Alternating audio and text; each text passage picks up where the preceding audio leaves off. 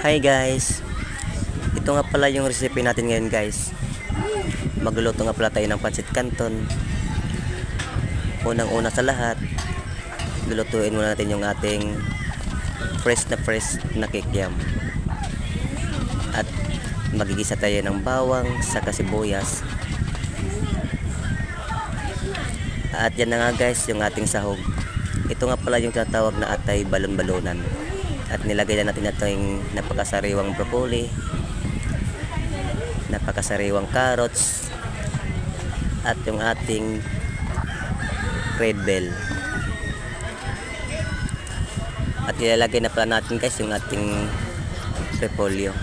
Luluin na natin guys hanggang sa medyo lumambot siya. At ayan na nga, titimplahan na natin. Ginisa mix, pampalasa.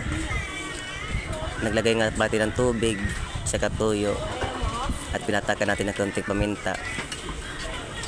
At nilagay na pala natin yung ating canton. Ayun na nga guys, hinalo na natin yung ating gulay. Nalagay natin ng konting oyster. Luluin natin guys hanggang sa luto. At ayan na nga yung kikiam natin guys. Guys, luto na. Tara, kain tayo.